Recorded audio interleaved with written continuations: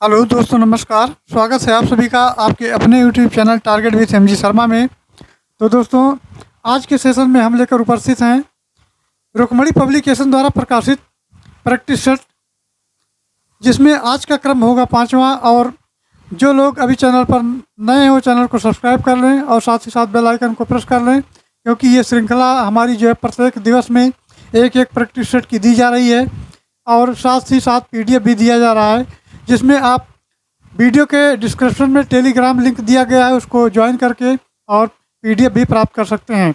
तो चलिए आइए शुरू करते हैं आज का टेस्ट सीट जो नंबर 5 है। तो आज का हमारा पहला प्रश्न है। पहला प्रश्न देख लेते हैं। तो इसमें दिया गया है, मुगल बादशाह अकबर की मृत्यु निम्नलिखित में से किस वर्ष में हुई थी?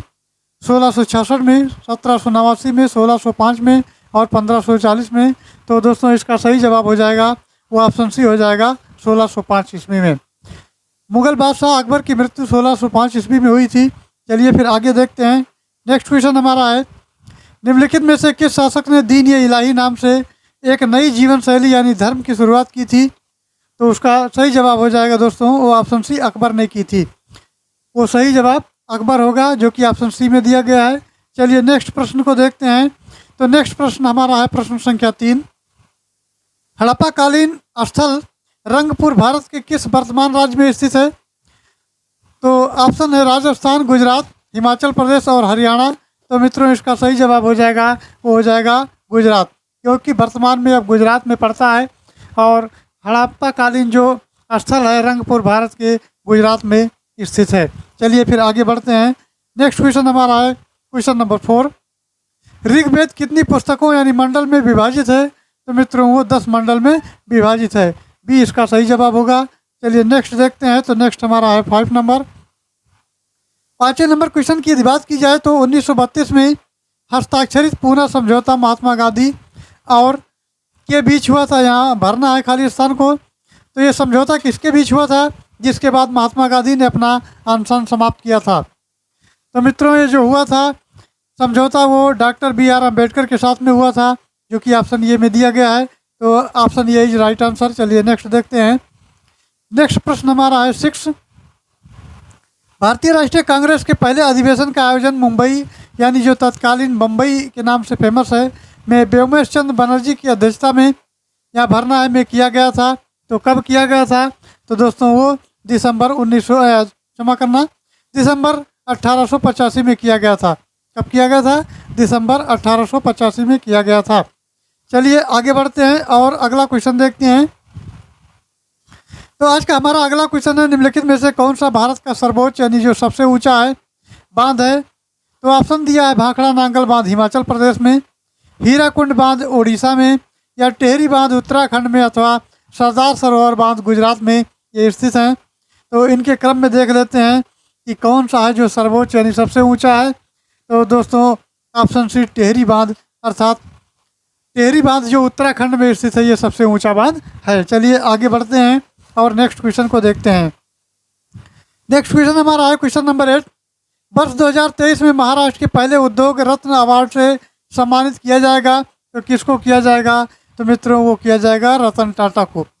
रतन टाटा को जो है 2023 के महाराष्ट्र के पहले उद्योग रत्न के अवार्ड से सम्मानित किया जाएगा। चलिए नेक्स्ट देखते हैं। तो नेक्स्ट हमारा है 9 नंबर क्वेश्चन। 1905 में भारत माता की प्रख्यात छवि को किसने बनाई थी? तो दोस्तों, वो बनाई थी वो अवनींद्रनाथ टैगोर ने बनाई थी। किसने बनाई थी? अवनींद्रनाथ टैगोर ने बनाई थी, अर्थात इसका सही ऑप्शन सही जवाब होगा। चलिए आगे बढ़ते हैं। नेक्स्ट क्वेश्चन हमारा है क्वेश्चन नंबर 10। निम्नलिखित में से कौन सा भारतीय राष्ट्रीय राजनीतिक दल 1885 में स्थापित सबसे पुराना दल है और जिसने कई बार विभाजन का सामना भी किया है? तो इसका सही जवाब हो जाएगा दोस्तों, हो जाएगा ऑप्शन बी, भारतीय राष्ट्रीय कांग्रेस, जिसको INC बोलते हैं, यानी इंडियन नेशनल कांग्रेस। चलिए आगे बढ़ते हैं और नेक्स्ट क्वेश्चन देखते हैं। तो नेक्स्ट हमारा क्वेश्चन नंबर है 11। इसमें है महाबेली गंगा की सबसे लंबी नदी है। तो दोस्तों, वो श्रीलंका सबसे लंबी नदी है। चलिए आगे बढ़ते हैं। नेक्स्ट क्वेश्चन हमारा है, जिस आ जाते हैं उस क्वेश्चन पर। तो क्वेश्चन नंबर 12 देख लेते हैं दोस्तों। 12 नंबर क्वेश्चन कहता है निम्न में से किस भारतीय राज्य की सीमा नेपाल से नहीं लगती है? तो ऑप्शन है असम, उत्तराखंड, पश्चिम बंगाल और उत्तर प्रदेश। तो इसमें बताना है कि कौन सा ऐसे भारतीय राज्य की सीमा नेपाल से नहीं लगती है। तो मित्रों, अगर बात की जाए नेपाल से, तो असम ऐसा राज्य है जो जिसकी सीमा नेपाल से नहीं लगती। बाकी उत्तराखंड, उत्तर प्रदेश और पश्चिम बंगाल, इन सब की सीमा जो है नेपाल से लगती है। चलिए आगे बढ़ते हैं और अगला क्वेश्चन देखते हैं। अगला हमारा क्वेश्चन नंबर है 13। यह निम्नलिखित में से कौन सी गोदावरी नदी की एक सहायक नदी है? मूसी नदी है, पेनगंगा है, तुंगभद्रा है या कोयना नदी है? तो दोस्तों इसका सही जवाब हो जाएगा वो ऑप्शन के साथ हो जाएगा। तो ये होगा ऑप्शन बी यानी पेनगंगा। ऑप्शन बी जो हो जाएगा पेनगंगा ऐसी नदी है जो दोस्तों गोदावरी नदी की एक सहायक नदी है। चलिए आगे बढ़ते हैं और नेक्स्ट क्वेश्चन देखते हैं। तो नेक्स्ट है 14। निम्नलिखित में से कौन सी पर्वत श्रृंखला भारत, पाकिस्तान और ये चीन तक की फैली हुई है? तो कौन सी जो पर्वत श्रृंखला है वो भारत, पाकिस्तान और चीन तक फैली हुई है? तो अरावली है, सतपुड़ा है, नीलगिरी है या काराकोरम है? तो दोस्तों इसका सही जवाब हो जाएगा वो ऑप्शन डी हो जाएगा, काराकोरम। जो पर्वत श्रृंखला है वो भारत, पाकिस्तान और चीन तक फैला हुआ है। चलिए आगे बढ़ते हैं। नेक्स्ट हमारा है 15 नंबर। 15 नंबर क्वेश्चन की यदि बात की जाए तो भाखड़ा नांगल बांध किस नदी पर स्थित है? झेलम नदी पर है, रावी नदी, सतलज और चिनाब नदी? तो इसका सही जवाब दोस्तों हो जाएगा वो हो जाएगा ऑप्शन सी, सतलज नदी। क्या हो जाएगा? ऑप्शन सी, सतलज नदी हो जाएगा। चलिए आगे बढ़ते हैं। नेक्स्ट क्वेश्चन हमारा है जो कि 16 नंबर है। तो चलिए इसको देख लेते हैं। तो ये है SLR उस धनराशि का निर्धारण करती है जिसकी आवश्यकता की थी बैंक को कुछ विशिष्ट प्रतिभूतियों में निवेश करने की होती है जो मुख्य रूप से केंद्र और राज्य सरकारों द्वारा प्रतिभूति होती हैं। तो SLR का पूर्ण रूप क्या है? तो दोस्तों इसमें SLR का पूर्ण रूप बताना है। तो इसका सही जवाब हो जाएगा ऑप्शन डी यानी स्टेटरी लिक्विडिटी रेशियो, इसका पूरा नाम हो जाएगा। चलिए आगे बढ़ते हैं। नेक्स्ट हमारा है क्वेश्चन 17 नंबर क्वेश्चन देख लेते हैं। तो ये है राजकोषीय नीति के रूप में कर कटौती द्वारा विकास से बढ़ावा देने की कोशिश करते हुए सरकार किस प्रकार की नीति का अनुसरण करने की कोशिश कर रही है? तो सुलभ मुद्रा है, संकुचनकारी है, विस्तारवादी है या दुर्लभ मुद्रा है? तो इसका सही उत्तर हो जाएगा दोस्तों हो जाएगा विस्तारवादी। ऑप्शन सी इसका सही जवाब होगा। चलिए आगे देखते हैं। नेक्स्ट क्वेश्चन है तो 18 नंबर है, देख लेते हैं। इसमें भरना है वो दर है जिस पर वाणिज्यिक बैंक विधियों यानी निधियों की कमी के मामले में भारतीय रिजर्व बैंक RBI उधार लेते हैं। प्रश्न एक बार पुनः पढ़ देते हैं। तो इसमें भरना है वो दर जिस पर वाणिज्यिक बैंक निधियों की कमी के मामले पर भारतीय रिजर्व बैंक यानी RBI से उधार लेते हैं। तो वो दर क्या कहलाता है? तो दोस्तों वो कहलाता है रेपो दर। क्या कहलाता है? रेपो दर। एक होता है रेपो दर और दूसरा होता है रिवर्स रेपो दर। उदाहरण के तौर पर यदि देखा जाए तो अगर रेपो दर 5 है तो रिवर्स रेपो दर उसका 4 होगा। तो ऐसे ऐसे ये रेपो दर जो होते हैं वो घटते रहते हैं। अब वर्तमान समय में जो रेपो दर है वो दोस्तों है 6.50% है। चलिए आगे बढ़ते हैं। नेक्स्ट हमारा है प्रश्न संख्या 19। दोस्तों यदि प्रश्न संख्या 19 की बात की जाए तो 19 नंबर है भारत में 12वां पंचवर्षीय योजना अवधि निम्न में से थी? तो इसका सही उत्तर हो जाएगा जो कि ऑप्शन ये हो जाएगा 2012 से 2017 तक की थी। और नेक्स्ट क्वेश्चन देखते हैं। तो नेक्स्ट है 20 नंबर। 20 नंबर क्वेश्चन की यदि बात की जाए दोस्तों तो ये आता है हमारा भारत के संविधान का पहला संशोधन किस वर्ष में किया गया है? तो ऑप्शन है 1954 में, 1951 में, 1950 में या 1959 में। तो इसका सही उत्तर हो जाएगा ऑप्शन बी 1951 में हो जाएगा।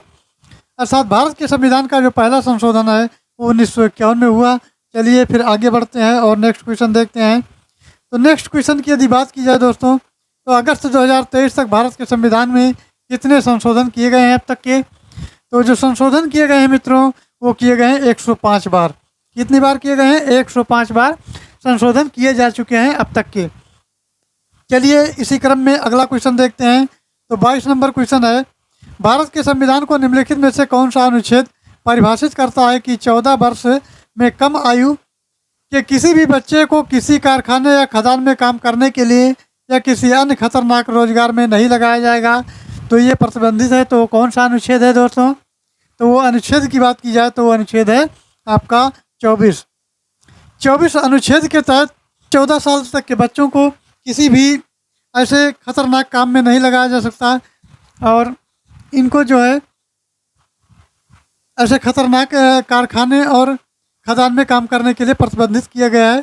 चलिए आगे बढ़ते हैं। नेक्स्ट क्वेश्चन हमारा है 23 नंबर की यदि बात करें दोस्तों, तो ये भारत के संविधान में कितनी अनुसूचियों का उल्लेख किया गया है? 23, 34, 12 और 45। तो संविधान में जो अनुसूचियों का उल्लेख किया गया है वो हमारा है 12 अनुसूचियों का उल्लेख किया गया है अब तक का। चलिए आगे बढ़ते हैं। नेक्स्ट हमारा है 24 नंबर बात कर लेते हैं। नेहरू रिपोर्ट 1928 निम्न में से संबंधित थी। तो किससे संबंधित थी? तो वो संबंधित संवैधानिक ढांचे के रूप में संबंधित थी। चलिए आगे बढ़ते हैं और अगला क्वेश्चन देखते हैं। तो अगला क्वेश्चन हमारा है जो कि 25 नंबर है, भारतीय संविधान में व्यापार की स्वतंत्रता की अवधारणा किस देश के संविधान से ली गई है? क्या यूनाइटेड किंगडम से ली गई है? क्या यूनाइटेड स्टेट से ली गई है? ऑस्ट्रेलिया से ली गई है या आयरलैंड से ली गई है? तो दोस्तों इसका सही उत्तर हो जाएगा वो ऑप्शन सी, ऑस्ट्रेलिया से ली गई है। वो इसका सही उत्तर होगा ऑस्ट्रेलिया। चलिए आगे बढ़ते हैं और अगला क्वेश्चन देखते हैं जो कि 26 नंबर है।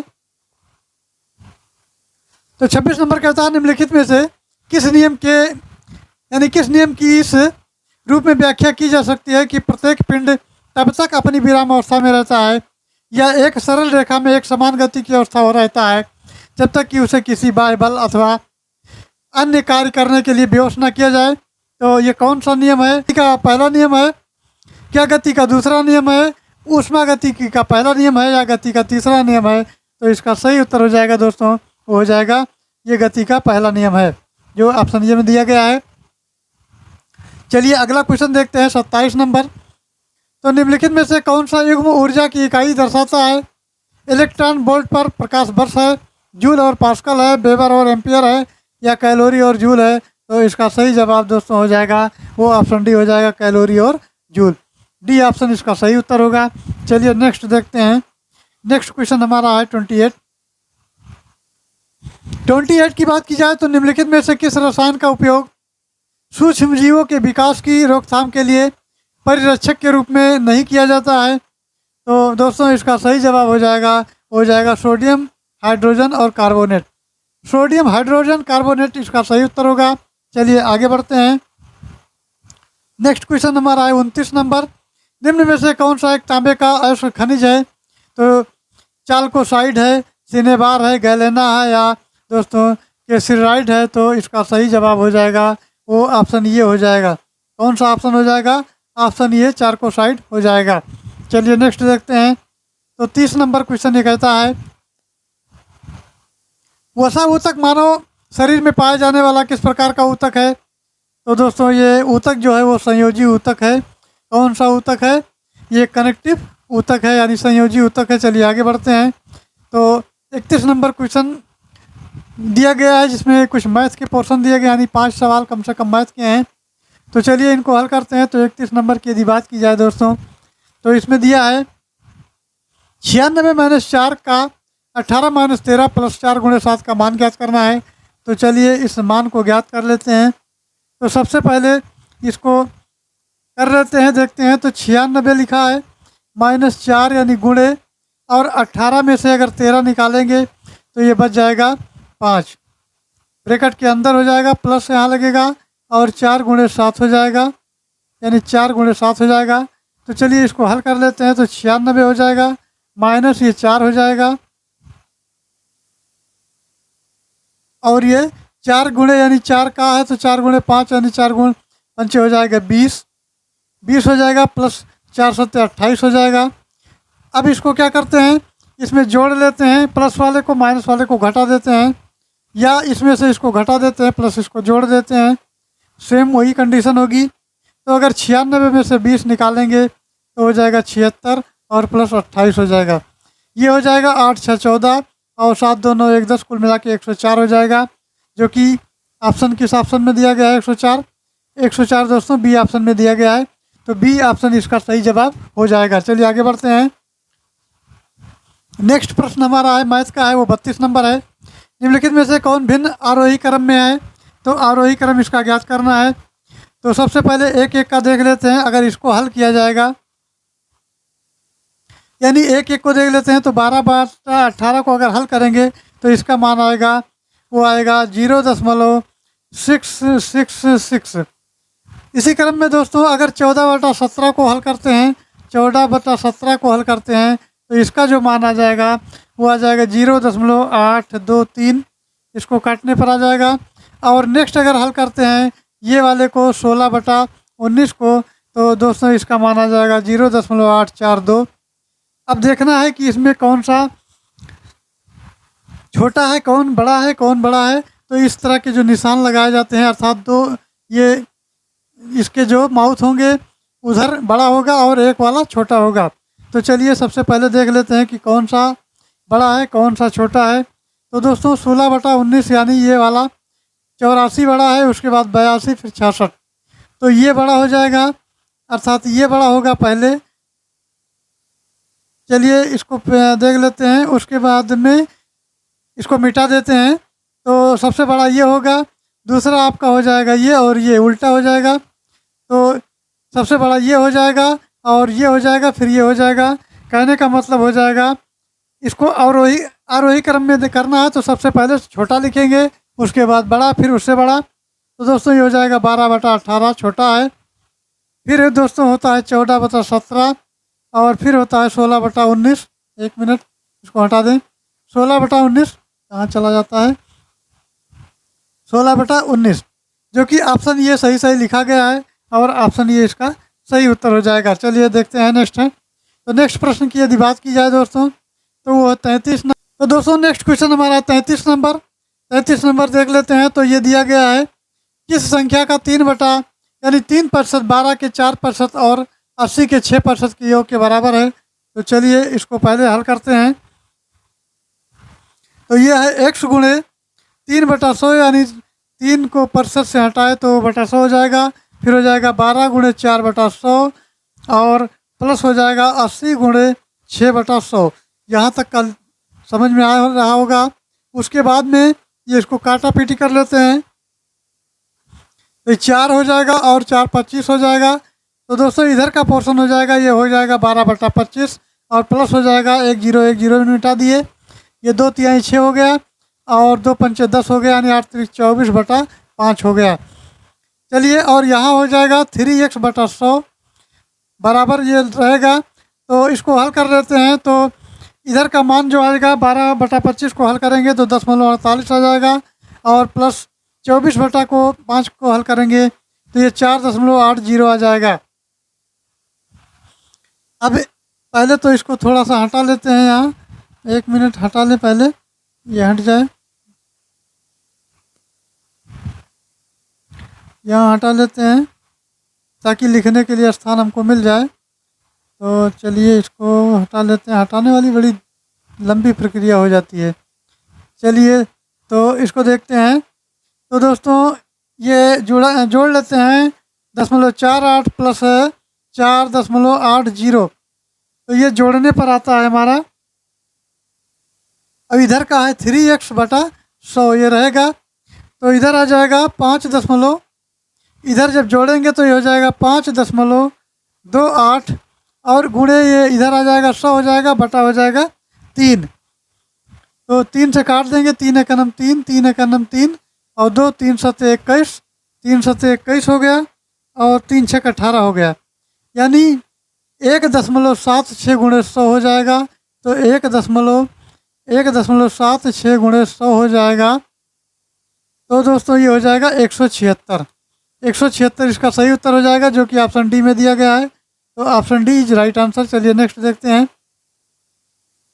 नेक्स्ट है 34 नंबर। एक फल विक्रेता के पास कुछ संतरे थे, उसने 30% संतरे बेच दिए। फिर उसके पास 210 संतरे शेष थे। आरंभ में उसके पास कितने संतरे थे? तो तो इस सवाल को हल करना है। तो पहले तो प्रश्न से देखते हैं। तो इसमें जो है 30% संतरे बेच दिए, तो बचे कितने? 70%। अगर ये 30% बेच देता है तो कुल होते हैं 100%, और 100% से 30% निकल गया तो ये हो गया 30 यानी 70%। तो दोस्तों बचे कितने हैं? तो 210 बचे हैं। तो बचने की बात करें तो 70% बराबर 2 हो जाएगा। तो 1% की बात कर लेते हैं, तो 0 से 0 कट गया, और 7 से 7 तरीके 21 हो गया।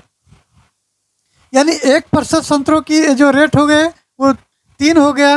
अब कुल संतरों की बात करें यानी कि 100% की बात करें तो 100% का हो जाएगा दोस्तों वो 300 हो जाएगा। इधर 2 जीरो तो इधर 2 जीरो बढ़ा, अर्थात ये 300% हो जाएगा, जो कि ऑप्शन डी में दिया गया है। तो डी इसका सही उत्तर होगा। चलिए आगे बढ़ते हैं। 35 नंबर क्वेश्चन कहता है कि एक राशि 4 दोस्तों यानी एक्स वाई जेड और डब्ल्यू के बीच क्रमशः 5, 2, 4 और 3 के रेशियो यानी अनुपात में बांटी गई। यदि जेड को डब्ल्यू की तुलना में 1000 अधिक प्राप्त होता है तो वाई का हिस्सा ज्ञात करें। तो सबसे पहले तो इसका रेशियो लिखते हैं, एक्स और वाई, फिर जेड और रेशियो डब्ल्यू। अब इनका रेशियो लिख देते हैं 5, 5 अनुपात हो जाए 2, 2 अनुपात 4 हो गया, 4 अनुपात 3 हो गया। तो इसके जेड और डब्ल्यू के बीच में देखना है, तो इनके बीच का जो अंतर 1 है, कितना है? 1 है। अब 1 यूनिट बराबर 1000 है, तो 1 यूनिट बराबर अगर बात की जाए 1 यूनिट बराबर है 1000।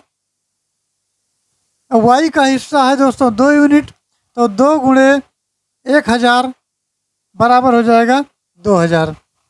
तो 2000 जो है इसका उत्तर होगा। तो 2000 किस ऑप्शन में दिया गया है? ये ऑप्शन सी में दिया गया है। चलिए फिर आगे बढ़ते हैं। तो 36 नंबर क्वेश्चन कहता है लुप्त का विलोम क्या होगा? जागृत, सुप्त, व्यक्त और लिप्त। तो लुप्त का जो विलोम होगा वो होगा व्यक्त। चलिए आगे बढ़ते हैं। नेक्स्ट क्वेश्चन हमारा है, तो उसको देख लेते हैं। तो दिया गया है सुर यानी सुर का पर्यायवाची है देवता, सूर्य, राक्षस या सुरंग। तो सुर का जो पर्यायवाची है वो दोस्तों है ऑप्शन ये देवता। सुर मीन्स होता है देवता, सुर का माने देवता होता है। चलिए 38 नंबर क्वेश्चन देखते हैं। तो दिए गए वाक्यांश के लिए एक शब्द दीजिए जो ईश्वर में विश्वास रखता हो। तो क्या वास्तविक है, नास्तिक है, सात्विक है या आस्तिक है? तो इसका सही जवाब हो जाएगा वो ऑप्शन डी हो जाएगा आस्तिक। यानी कि जो ईश्वर में विश्वास रखता है वो आस्तिक होता है। चलिए आगे बढ़ते हैं। नेक्स्ट क्वेश्चन हमारा 39। 39 नंबर प्रश्न की बात की जाए तो मुंह धो आना मुहावरे का सही अर्थ क्या है?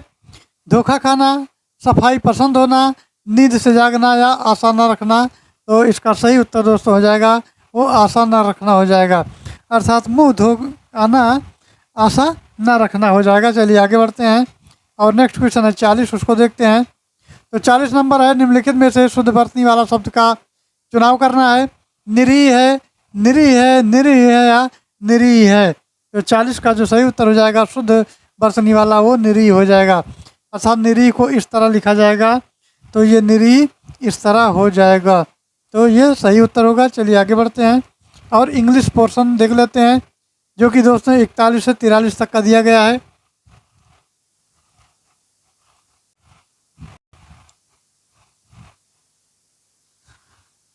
तो चलिए दोस्तों ये पैसेज दिया गया है, पैसेज को सबसे पहले देख लेते हैं क्योंकि पैसेज के आधार पर ही प्रश्नों के उत्तर देने हैं। तो इस पैसेज को पहले पढ़ लेते हैं। तो the study of history provides many benefits. First we learn from the past, we may repeat mistake but at least we have the opportunity to avoid them. Second history teach us what questions to ask about the present country. So some people's view of the study of history is not the memorization of the names, dates and place. It is the thoughtful examination, and it is the thoughtful examination of the force that have shaped of course of human life. We can examine events from the past and then draw interface, and the draw inferences about current events. History teaches us about likely outcomes and other benefits of the study of history is the broad range of human experience which is covered therein. War and peace are certainly covered are the national and international affairs. However, matters of culture, art, literature, and music are also included in historical study. Human nature is a important influence the shaping of world affairs. Anyone who thinks that the study of history is boring has not really situated history, अर्थात not really studied history. चलिए इस गद्यांश के आधार पर प्रश्नों को देख लेते हैं। तो प्रश्न दिया गया है, पहला प्रश्न है, ये है by studying history we can, तो इसका सही जवाब हो जाएगा वो दोस्तों हो जाएगा option D, avoid mistake. Avoid mistake इसका सही उत्तर होगा। चलिए नेक्स्ट देखते हैं। तो नेक्स्ट प्रश्न हमारा है, ये है which method of teaching history would the another of the passage support, तो इसका सही उत्तर हो जाएगा ऑप्शन बी, जो कि applying historical events of modern society, इसका सही उत्तर होगा। चलिए नेक्स्ट देखते हैं 43 नंबर। 43 नंबर क्वेश्चन की बात की जाए दोस्तों तो हिस्ट्री इज ये ऑल अबाउट, तो इसका सही उत्तर हो जाएगा वो ऑप्शन डी हो जाएगा, स्टडिंग अबाउट ये board range of human experience, इसका सही उत्तर होगा। नेक्स्ट देखते हैं। तो नेक्स्ट हमारा दिया गया है वो 44 नंबर है। 44 नंबर की बात करें, select the most appropriate antonyms of the given words. डुल दिया गया है, तो डुल का मतलब होता है दोस्तों, इसका मतलब होता है नीरस, इसका मतलब जो होता है वो होता है नीरस, तो नीरस का उल्टा हो जाएगा उत्सुक, जो कि ऑप्शन सी में दिया गया है। कीन, कीन मीन्स होता है उत्सुक, अर्थात किसी को नीरसता आ जाती है तो उत्सुक उसका उल्टा होगा, और एंटानिम्स इसका बताना है। चलिए अगला देखते हैं। तो क्वेश्चन 45 दिया गया, सेलेक्ट दी इनकॉन्स्टिट्यूटली स्पेल्ट वर्ड देखना है, तो इसका सही जवाब हो जाएगा दोस्तों वो हो जाएगा ऑप्शन ये, एग्रीमेंट। क्या हो जाएगा? एग्रीमेंट। एग्रीमेंट होता है समझौता, एग्रीमेंट मीन्स होता है समझौता, किसी भी चीज़ का समझौता करना होता है। इसी क्रम में देख लेते हैं। तो एग्रीमेंट मीन्स होता है समझौता हो गया, और एग्रेशन मीन्स होता है आक्रमण, आक्रमण, और ये गेट मीन्स होता है आंदोलन, ये होता है आंदोलन, और एग्रीवेट मीन्स होता है भड़काना, बिगाड़ देना, यानी भड़काना हो जाएगा।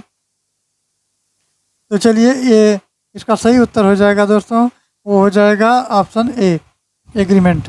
चलिए नेक्स्ट देखते हैं। तो नेक्स्ट है 46 नंबर क्वेश्चन की बात की जाए तो इसका सही उत्तर हो जाएगा दोस्तों हो जाएगा, उस विकल्प का चयन करें जो तीसरे अक्षर समूह के ठीक उसी प्रकार संबंधित है जैसे कि दूसरा अक्षर समूह पहले अक्षर से संबंधित है। तो पहला अक्षर क्या संबंधित है?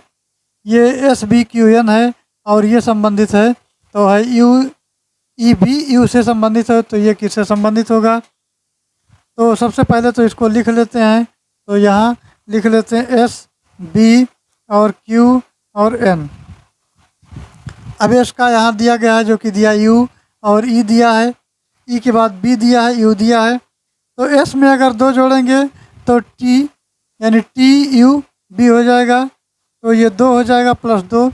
और इसी प्रकार B में 3 जोड़ेंगे तो E हो जाएगा, अर्थात B का 2 हो जाएगा, E का 5 हो जाएगा, बीच में अंतर 3 है। इसी प्रकार Q और B के बीच में देखेंगे तो प्लस 5 का हो जाएगा।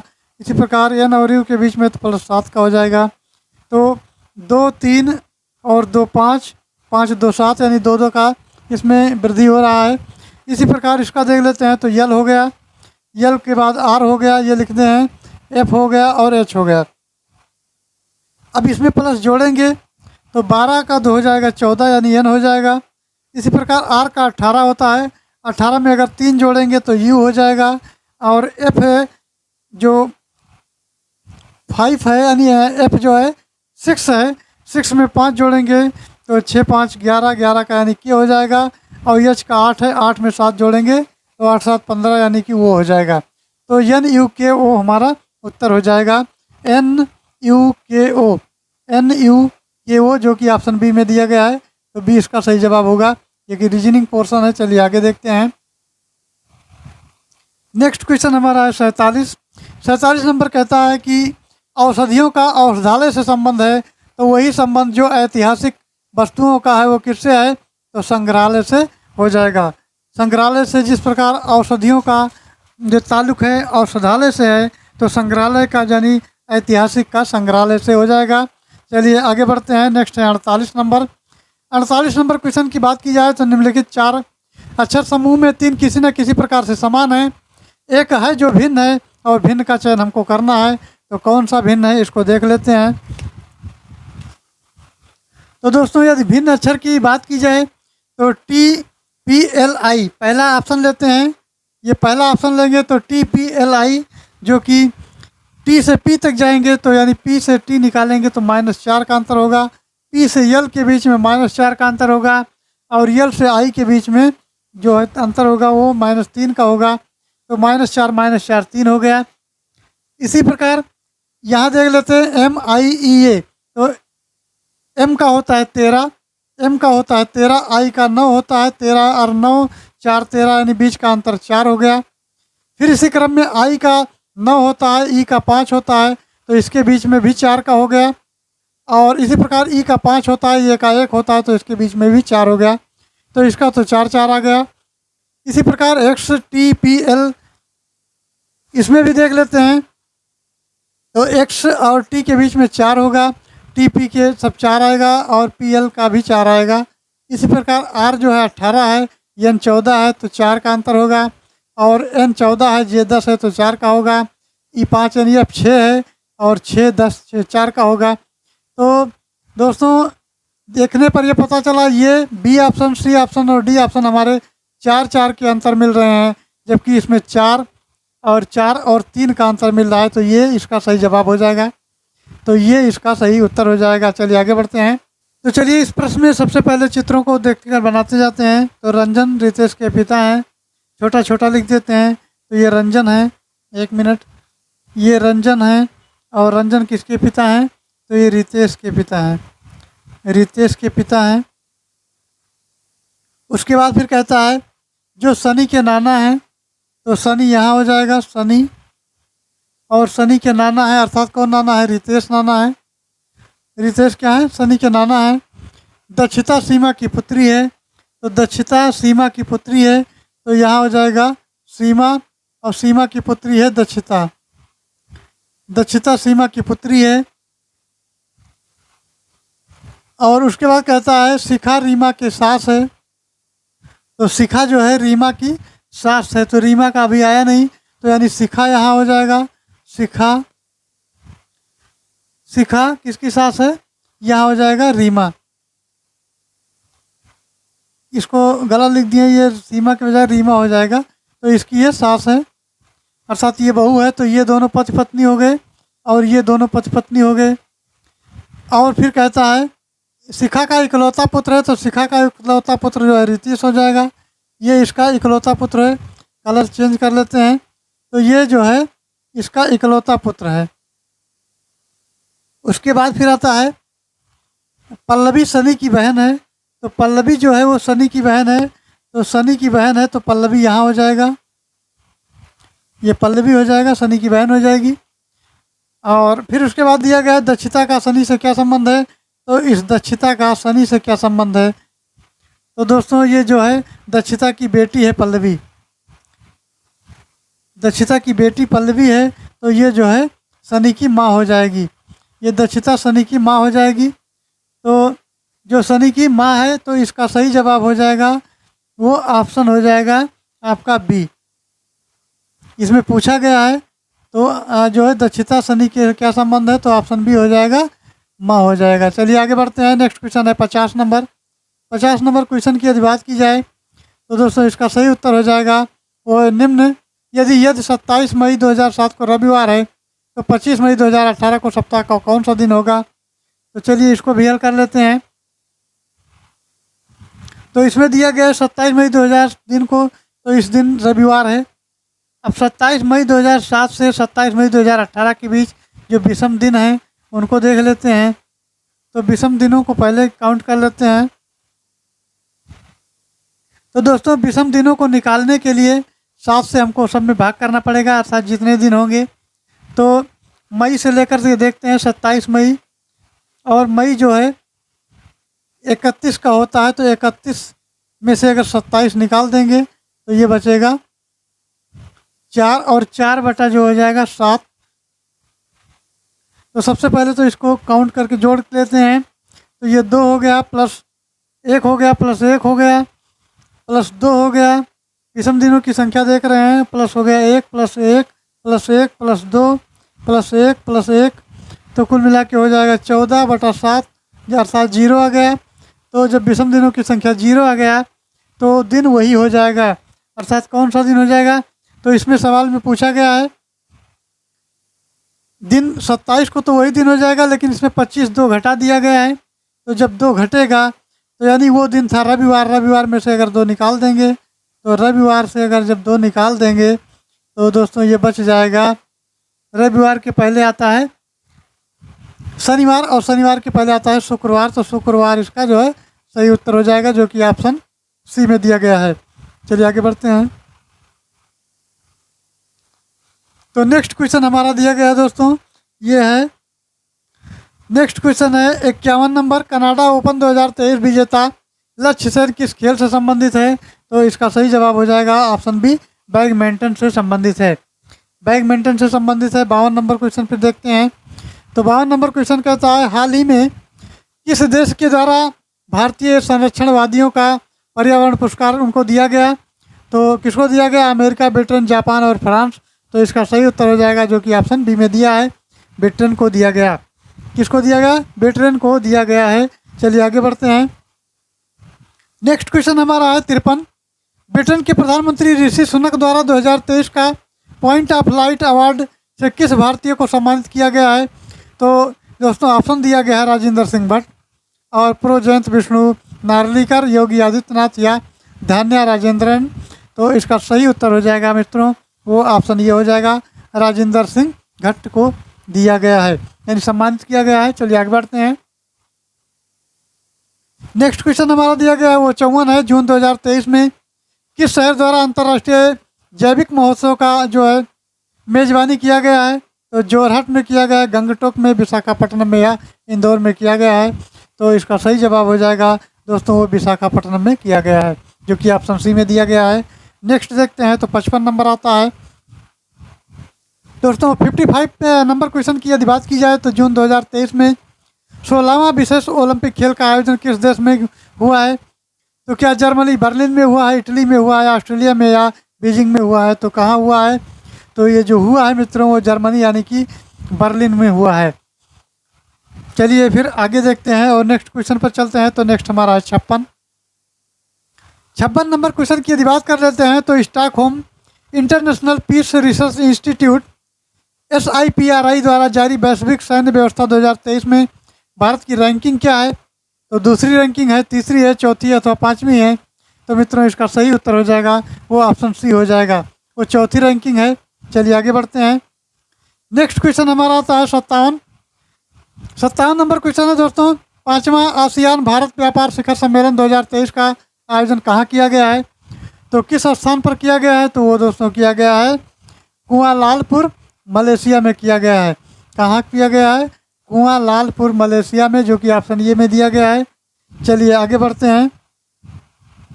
नेक्स्ट क्वेश्चन हमारा है पूर्वोत्तर भारत की पहली एयरलाइंस कंपनी को परिचालन शुरू करने की स्वीकृति प्राप्त हुई है? तो ऑप्शन सी इसका सही जवाब हो जाएगा, वो हो जाएगा jet wings Airways. Jet wings Airways इसका राइट आंसर होगा।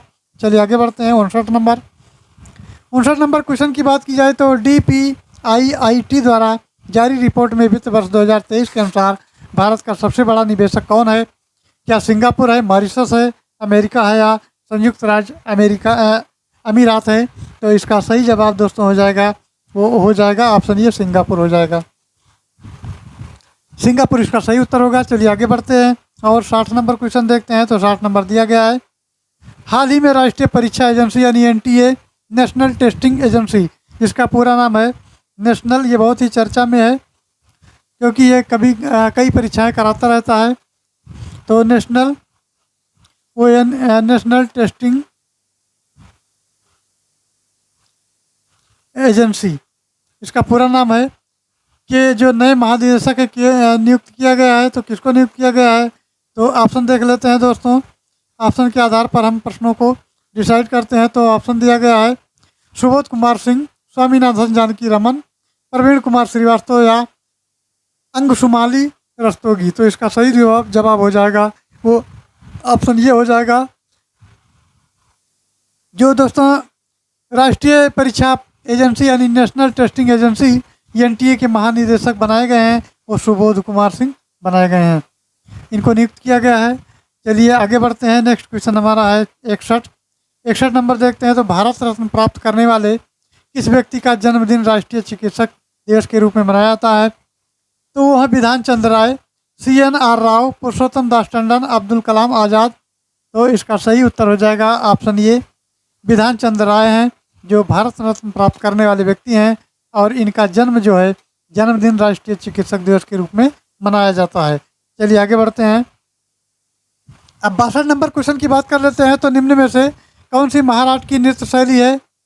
तो महाराष्ट्र की जो नृत्य शैली है ऑप्शन देख लेते हैं, चिरो है, ओटम थुल्लल है या लेजिम है या माचा है। तो इसका सही जवाब हो जाएगा दोस्तों वो ऑप्शन सी हो जाएगा, ये लेजिम हो जाएगा। लेजिम इसका सही उत्तर होगा। चलिए आगे बढ़ते रहते हैं। तो नेक्स्ट क्वेश्चन हमारा 63, गेटवे ऑफ इंडिया किस शहर में स्थित है? तो किस शहर में स्थित है ये बताना है। तो दोस्तों वो जो शहर है वो मुंबई शहर में स्थित है। चलिए आगे बढ़ते हैं। अब आते हैं नेक्स्ट क्वेश्चन पे 64 नंबर। तो 64 नंबर है, हाथी किस राजनीतिक दल का प्रतीक यानी चुनाव चिन्ह है?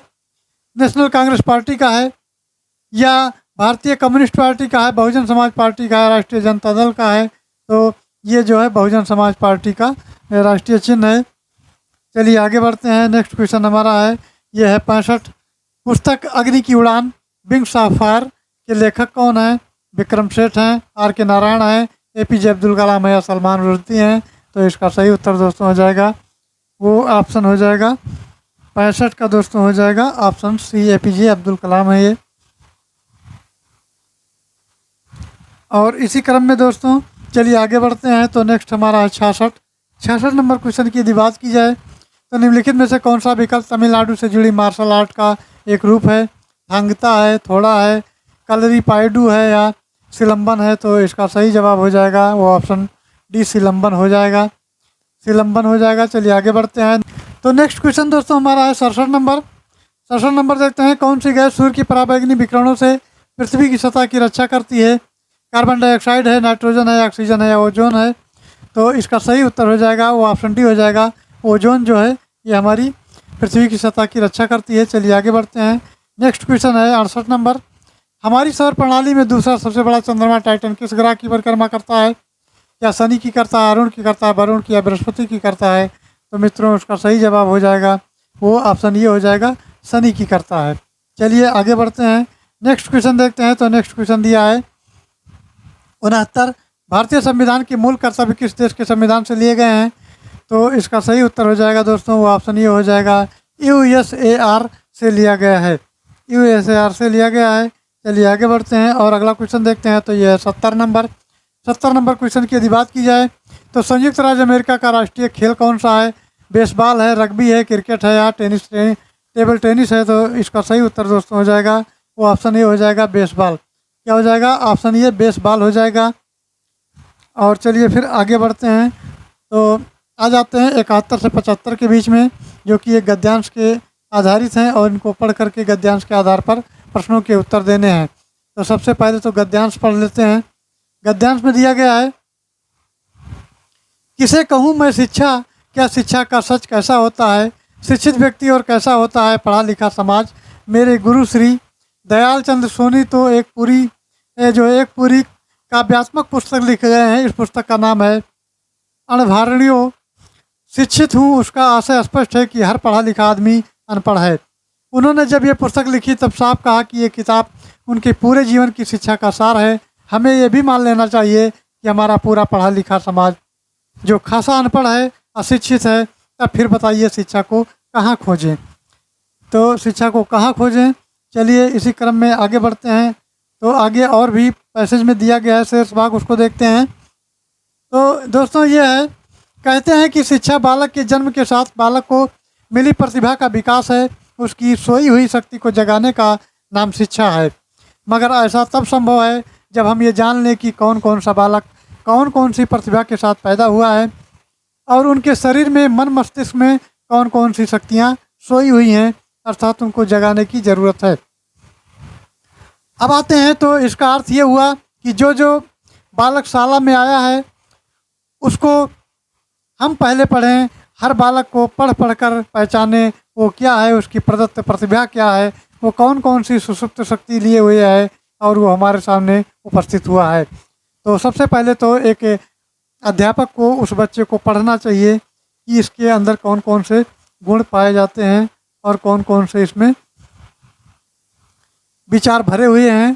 तो चलिए इस गद्यांश के आधार पर प्रश्नों को देख लेते हैं। तो ये 71 नंबर है। यहाँ पढ़ा लिखा होने का क्या तात्पर्य है? तो दोस्तों इसका सही उत्तर हो जाएगा वो ऑप्शन डी हो जाएगा, साक्षर होना हो जाएगा। अर्थात आदमी पढ़ा लिखा है या साक्षर है तो इसका अर्थ ये होगा। 72 नंबर की बात की जाए तो शिक्षा का अर्थ बताना है। तो शिक्षा का जो अर्थ है वो ऑप्शन है, बच्चों में विद्वान शक्ति को प्रफुल्लित करना है, या बच्चों को जानकारी देना है, बच्चों को केवल अक्षर ज्ञान कराना है, या बच्चों को शक्तिशाली बनाना है। तो दोस्तों इसका जो सही जवाब हो जाएगा वो ऑप्शन, शक्तिशाली बनाने का मतलब तो पहलवान तो बनाना नहीं है, तो ये तो होगा नहीं। तो इसका सही जवाब जो हो जाएगा वो ऑप्शन ही हो जाएगा, बच्चों में विद्यमान शक्ति को प्रस्फुटित करना है। चलिए आगे बढ़ते हैं। नेक्स्ट हमारा 73 नंबर। 73 नंबर की बात करें क्या, तो बच्चों को शिक्षा देने के लिए सबसे पहले क्या जरूरी है? तो बच्चों को पढ़ाना जरूरी है कि प्रतिभाओं के विरोध रूप को जानना है, यानी जो बच्चे के प्रतिभाएं हैं उनको पहचानना है, या बच्चों की प्रतिभाओं के अनुसार वर्गीकृत उसको करना है, या बच्चों की समझ क्षमताओं और प्रतिभाओं को जानने के लिए उन्हें पढ़ना चाहिए। तो इसका सही जो उत्तर होगा वो होगा बच्चों की समझ क्षमा करना, बच्चों की समझ से क्षमताओं और प्रतिभाओं को जानने के लिए उन्हें पढ़ना चाहिए सबसे पहले। तो डी इसका सही जवाब होगा। चलिए 74 नंबर देखते हैं। तो यह है, इस गद्यांश में शिक्षा का कौन सा सिद्धांत निहित है? तो दोस्तों जो शिक्षा का सिद्धांत निहित है वो ऑप्शन सी में दिया गया है कि सभी बच्चे में वैयक्तिक भिन्नता होती है। अर्थात कोई कोई बच्चा होता है जो कि बहुत ही ब्रिलियंट होता है, उसकी बुद्धिलब्धि अधिक होती है, और कोई कोई बच्चा होता है जिसकी बुद्धिलब्धि कम होती है। तो ये जो बच्चे होते हैं ये वैयक्तिक रूप से भिन्न होते हैं, ये माना जाता है, और पैराग्राफ के अनुसार भी दिया गया है। चलिए आगे बढ़ते हैं। नेक्स्ट हमारा है 75 नंबर। 75 नंबर क्वेश्चन की बात करें तो हर बालक को पढ़ पढ़ कर पहचानने, या क्या है, वाक्य में पहचानने की क्रिया को करता हो सकता है। वो है, मैं है, हम है, तुम है। तो इसका सही उत्तर हो जाएगा दोस्तों वो ऑप्शन सी हो जाएगा, वो हम हो जाएगा। चलिए इसी क्रम में दूसरा गद्यांश भी दिया गया है जो कि 76 से 80 तक दिया गया है, तो इसको भी पढ़ लेते हैं। आ जाते हैं। तो जहाँ भी दो नदियाँ आकर मिल जाती हैं उस स्थान को अपने देश में तीर्थ कहने का रिवाज है। और ये केवल रिवाज ही नहीं है, रिवाज की बात तो है नहीं, हम सचमुच मानते हैं कि अलग अलग नदियों में स्नान करने से जितना पुण्य हमको मिलता है उससे कहीं अधिक पुण्य संगम स्नान में मिलता है। किंतु भारत आज जिस दौर से गुजर रहा है उसमें असली संगम वह स्थान और सभाएं हैं तथा वह मंच हैं जिन पर एक से अधिक भाषाएं एकत्र होती हैं। नदियों की विशेषता यह है कि वो अपनी धाराओं में अनेक जनपदों का सौरभ, अनेक जनपदों के आंसू और उल्लास लिए चलती हैं। उनका पारंपरिक मिलन है। वास्तव में नाना प्रकार के आंसू और उमंग भाव और विचार, आशाएं, शंकाएं समाहित होती हैं। तो जहाँ भी भाषाओं का मिलना होता है वहाँ वास्तव में विभिन्न जनपदों के हृदय ही मिलते हैं और उनके भाव और विचारों का ही मिलन होता है तथा भिन्नताओं में छिपी हुई एकता वहाँ भी कुछ अधिक प्रत्यक्ष हो उठती है। इस दृष्टि से भाषाओं के संगम आज सबसे बड़े तीर्थ हैं और इन तीर्थों में जो भी भारतवासी श्रद्धा से स्नान करता है वो भारतीय एकता का सबसे बड़ा सिपाही और संत होता है। हमारी भाषाएं जितना ही तेज़ी से जगेंगी हमारे विभिन्न प्रदेशों का पारंपरिक ज्ञान उतना ही बढ़ता जाएगा। भारतीयों को चाहिए कि वे केवल अपनी ही भाषा में प्रसिद्ध होकर न रह जाएं, बल्कि भारत की अन्य भाषाओं में भी उनके नाम पहुँचें और उनकी कृतियाँ की चर्चा हो। भाषाओं के जागरण का प्रारंभ होते ही एक प्रकार का आगे बढ़ते हैं। अखिल भारतीय मंच आपसे आप प्रकट होने लगता है। आज प्रत्येक भाषा के भीतर ये जानने की इच्छा उत्पन्न हो गई है कि भारत की अन्य भाषाओं में क्या हो रहा है, उसमें कौन कौन से एक लेखक हैं जो कौन कौन सी विचारधारा में वहाँ की प्रभुसत्ता प्राप्त कर रही है। तो चलिए अब यहाँ प्रश्नों को देखते हैं। तो इस गद्यांश के आधार पर प्रश्न दिया गया है। इस गद्यांश में नदियों की क्या विशेषता लेखक ने बताई है। तो दोस्तों जो लेखक ने बताई है वो बताई है कि नदियाँ अनेक प्रदेशों से बहते हुए अपने जनसमूह में अपने सुगंध, उनके हर्षायद आंसुओं के साथ उनके भाव विचार आशाएँ समस्याएं अपने में समाहित करते हुए बहती हैं। तो फिलहाल डी इसका सही उत्तर हो जाएगा, डी। चलिए आगे बढ़ते हैं और नेक्स्ट क्वेश्चन देखते हैं। 77 नंबर है। 77 नंबर की यदि बात की जाए तो दो नदियों के संगम स्थल को कहा जाता है। तो दोस्तों भारत में जो दो नदियों का संगम होता है उसको तीर्थ स्थान कहते हैं। जैसे गंगा यमुना का मिलन संगम है तो ये स्थान है, ऐसे कई स्थान हैं तो तीर्थस्थान की श्रेणी में आते हैं, अर्थात जहाँ दो नदियाँ मिलती हैं वहाँ तीर्थस्थल होता है। चलिए आगे बढ़ते हैं। 78 नंबर क्वेश्चन की बात की जाए तो भाषाओं के संगम के बारे में लेखक के क्या विचार हैं। तो दोस्तों इसका सही जवाब हो जाएगा, वो हो जाएगा ऑप्शन डी, यानी भाषाओं के संगम में गोता लगाने वाले श्रद्धालु भारतवासियों को सबसे बड़ा सिपाही और संत कहा करते हैं, क्योंकि वे भारत की एकता के स्रोत होते हैं। तो फिलहाल इसका उत्तर जो हो जाएगा दोस्तों वो ऑप्शन डी हो जाएगा। क्या हो जाएगा, ऑप्शन डी इसका सही उत्तर होगा। चलिए आगे बढ़ते हैं। नेक्स्ट प्रश्न दिया गया है, अलग अलग प्रदेशों में आपसी ज्ञान किस प्रकार से बढ़ सकता है। तो इसका सही उत्तर हो जाएगा जब पारंपरिक मिलन में वास्तव में नाना प्रकार के जो आंसू हैं, उमंग हैं, भाव हैं, विचार हैं, आशाएं हैं और शंकाएं हैं वो समाहित होगी। तो ये जो है आपसी ज्ञान आप प्रकार जो है बढ़ जाएगा। चलिए आगे देखते हैं। तो अगला क्वेश्चन हमारा है 80 नंबर। भारतवासी समस्त पद का समास विग्रह क्या होगा। तो ऑप्शन भी देख लेते हैं। तो ये भारत रूपी वासी यानी कर्मधारय है, भारत के वासी तत्पुरुष है, भारत है वासी जिसका कर्मधारय है, और भारत और वासी जो कि द्वंद्व है। तो दोस्तों इसका सही जवाब हो जाएगा वो ऑप्शन बी हो जाएगा, भारत के वासी यानी तत्पुरुष समास हो जाएगा, तत्पुरुष हो जाएगा। तो दोस्तों अब इधर के प्रश्न जो 81 से 85 और 85 से 90, 90 से 95 ये 5 टाइप के प्रश्न दिए गए हैं जो कि डीआई के प्रश्न हैं और इनका कैलकुलेशन लंबा होता है जो कि मोबाइल में संभव नहीं है लिखना। तो ये पीडीएफ आपको टेलीग्राम पर दे दिया जाएगा और आप वीडियो की डिस्क्रिप्शन में जाकर के टेलीग्राम लिंक को ज्वाइन कर लें और साथ ही पीडीएफ प्राप्त कर लें और सवाल को हल करें। तो दोस्तों आई होप जानकारी अच्छी लगी होगी। जानकारी अच्छी लगी होगा तो चैनल को लाइक करें, सब्सक्राइब करें और शेयर करें। Thanks for watching. जय हिंद।